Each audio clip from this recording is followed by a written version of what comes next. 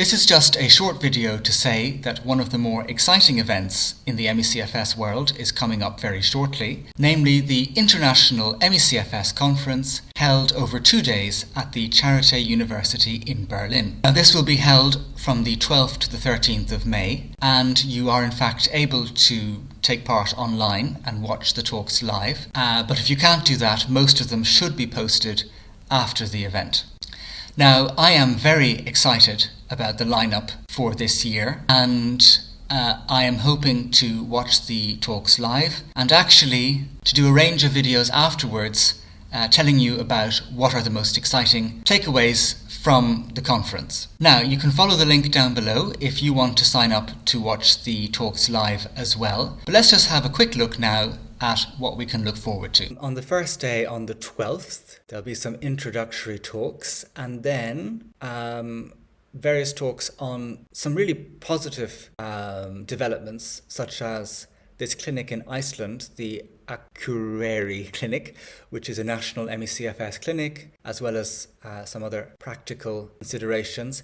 And then we get into some really exciting talks in the afternoon on cardiovascular dysregulation and mitochondrial pathology, circulatory dysfunctions in ME-CFS by David Sistrom, skeletal muscle alterations in post-COVID and ME-CFS, Rob Wust. Fascinating research there. I've talked about it a fair bit on the channel. Muscle mitochondria in ME-CFS and post-COVID, mechanisms of PEM. So that's all very exciting stuff, which I can't wait to learn more about. And then we move on to talks on autoantibodies and autoimmunity and immune dysregulation, which is another major area that I'm interested in and which I've talked about here. Paper on the transfer of plasma, IgG plasma from post-COVID patients actually creates symptoms in mice. That's a fascinating study altogether, showing that just putting autoantibodies from long COVID patients into mice makes them ill. Another very interesting one on these autoantibodies against G protein coupled receptors in ME-CFS and alterations in the brain. So that's a kind of new angle I'm very excited to learn about. Autoantibodies mimicking Epstein-Barr virus sequences, autoantibodies to neuronal antigens, autoreactive B cells, transcriptome analysis identifies immune dysregulation in peripheral immune cells of ME-CFS patients. So really fascinating conversations altogether, and I'm very much looking forward to that. On day 2, we have more talks on autoantibodies, this time on actual treatment.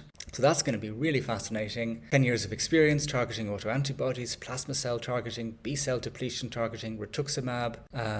That's coming out of Japan, so that must be a new rituximab trial. The ongoing immunoabsorption trial in ME-CFS, and very interesting immunoabsorption in severely ill ME-CFS patients. So that'll be fascinating to see, because it's a very taxing procedure. So how does it work out in the more severe? And then we have another session on clinical trials, IgG therapy, hyperbaric oxygen therapy, which is a trial that's ongoing at the moment in Charité for ME-CFS. Very interesting for me, of course, because I'm currently doing medical grade hyperbaric treatment in Romania. Oxaloacetate, that's a supplement that people are always talking about, apparently quite pricey, but people are often saying that it can significantly help. So that'll be very interesting. Low-dose naltrexone and mestinon, low-dose rapamycin, and then the man himself, Professor Klaus Wirth, targeting muscle and mitochondrial dysfunction in ME-CFS, talking about mitodocure and this drug that could be able to prevent PEM. So that's going to be incredibly interesting. I am very excited indeed about this conference, and I can't wait to report back on it for all of you as well. So that's it, folks. That's the conference that will be upcoming. Super exciting stuff. And as I say, I'm looking forward to doing a range of videos afterwards on what I found to be some of the most interesting takeaways from the conference. I hope that the ME-CFS ship is turning around. I know it's a long and slow journey, but I do have optimism for the future, particularly if mitodocure can get its funding. So watch out for the upcoming videos where I break down this conference in more detail, and I will see you then.